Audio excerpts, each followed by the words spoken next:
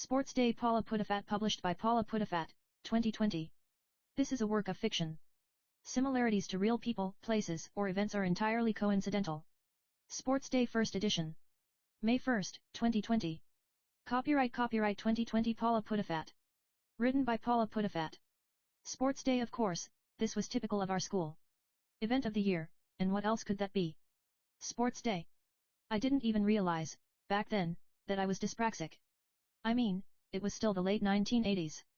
Dyslexia was recognized somewhat, but dyspraxia? Forget it. If you couldn't catch a ball, you were clumsy, end of. No one asked or cared why you were struggling. They were too busy laughing in your face, and calling you a spastic, even though none of them understood the true meaning of that, much abused, term. Anyway, whatever. Sports Day shouldn't have affected me, as I was hardly likely to be participating. But every pupil at St. Andrew's Comp was obliged to join in the fun, and to this end, we would have to carry our plastic chairs down the street and across the road, to the field by the running track. It belonged to the local sports center, I believe, but the school used it too, in addition to our regular playing field. Daniel wasn't exactly into sports either, so he wouldn't be involved in any of the races, except to cheer on Isabella. But I was trying not to think too much about Daniel and Isabella. This day would be hard enough to get through, as it was. You are coming with us, Maud. This from Gemma. Unless you're planning to hang around with Allison Brown and Louisa Clark, of course, added Charlene. Yeah, because Gemma and Charlene had always been there for me, right? We, all three, knew that they were best friends with each other nowadays. I was the third wheel, and they only bothered with me when it suited them. 1-2 Paula Pudafat. It was true enough that Allison and Louisa were trouble. But how many lunch breaks had I spent, waiting alone for the library to open, so that I could hide away in there? How many morning breaks had I spent walking in circles around the school, trying not to draw attention to my own status? Jem and Charlene hadn't cared then. They only wanted me now because they didn't want me going around with Allie and Lou, and that was more about not liking them than liking me. I often wished I could tell them all where to go and how to get there, Allison and Louisa and Gemma and Charlene. One day, maybe, I would. But this was school in the real world, and friends were essential, even if they weren't the genuine variety. They were the difference between standing around alone, and blending in somewhat. Were a necessary aspect of day-to-day survival. More than anything, I didn't want Daniel and his friends to laugh at me. That would hurt too much, and possibly, send me over the edge. I thought about Daniel, with his wavy, dark brown hair, and those striking blue eyes. With the sense of humor that warmed my heart, except on those occasions when it had been myself, at whom he and his mates had been laughing. But that had been mainly John and Gareth, hadn't it? Or so I told myself. I'm not meeting Allison and Louisa, I said. Of course I'm coming with you guys. The first hour or so had been okay. At times, it had even been a laugh, like old times.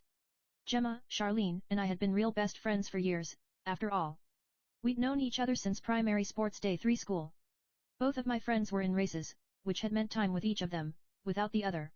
Which made things better for me. It couldn't last though, could it? It was as Charlene was rejoining us, after the 100-meter race, in which she'd come a close second, that we were also joined by Isabella, Dawn, and Janice. I'm so glad we caught you guys. Dawn's high-pitched voice was practically a scream, as per usual. You are coming to Jan's party on Saturday, right? It's seriously going to be the best. Dawn, keep your voice down, warned Janice.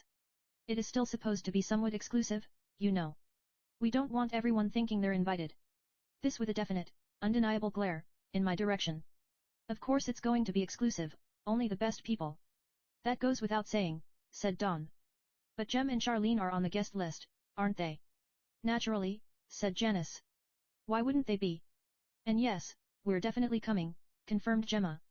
We wouldn't miss it, added Charlene. In fact, we were discussing outfits. I noticed that Isabella had apparently vanished. Spun around to see the tall, slim, blonde, sitting with the guy I'd been in love with for over 2 years. They were all over each other, and that hurt more than any bitchy comment made by Bella's friends. Daniel Harrison and Isabella Ross. The perfect couple. I honestly couldn't take much more. I wandered off on my own, and that, predictably, was when Allison and Louisa appeared. For Paula Pudafat. Hey, Maud, we were beginning to think you were avoiding us, said Allison. Of course not. Why would I be avoiding you? We thought you'd ditched us for Gemma Smith and Charlene Jackson again, said Louisa. You were sitting with them, when we saw you. Yeah, well, never mind that, said Allison. Wait until you see what we've got. You'll be happy enough to hang around with us then, believe me. She glanced around her. Show her what's in your bag, Lou. What if someone sees, whined Louisa. Not a teacher in sight, Allison assured her. They're all too bothered about the poxy races. Louisa duly opened her navy blue school bag. Along with the usual exercise books, textbooks, and stationery were 5 cans of hairspray, and, since this was Allie and Lou, as opposed to Gemma and Charlene or Bella and her clique, well, let's just say, valuable hairspray wasn't liable to be wasted, simply by being sprayed onto someone's hair. I noticed that Lou also had my personal favorite, a can of air freshener. But we can't, you know, here, I said. They caught Christine and her gang smoking in the toilets, and they're watching everyone who goes anywhere near, monitoring how long they take.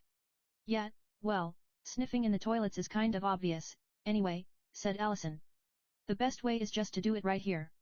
As long as we're at the back, and we don't make it too obvious, honestly, everyone's watching the races, guys. They won't even notice. Sports Day 5 won't even notice? What, if we start inhaling aerosol cans, right here, in front of everyone, said Louisa. You've lost it, Allie. Louisa was right. There was no way we'd get away with that. But then, I caught sight of Daniel and Bella, and I didn't even care anymore. I grabbed the can of air freshener, along with a towel, which I'd also need. My thoughts were racing. But, as the world dissolved into a too familiar, hazy blur, none of it mattered anymore. Nothing mattered. Nothing. And there it was, in my mind, the idea that I might never stop. That I might keep going, and going, until the deputy head, Miss Rollins, caught me. Even Allison and Louisa didn't seem to know what had hit them. How everything had escalated, at such a rapid pace. I witnessed the various looks of contempt, disdain, horror, and pity on the faces of my classmates, as the teacher marched me back to school. Heard the distant buzz of their whispered conversations. Straight to the headmaster's office. They were going to contact my parents, of course. Daniel had looked at me as if I was something he wouldn't want to tread in. And his precious girlfriend had obviously been trying not to laugh. Dawn and Janice actually had giggled. As had Jem and Charlene. Some friends. Sports Day. Fun, right? Welcome to St. Andrew's Comprehensive.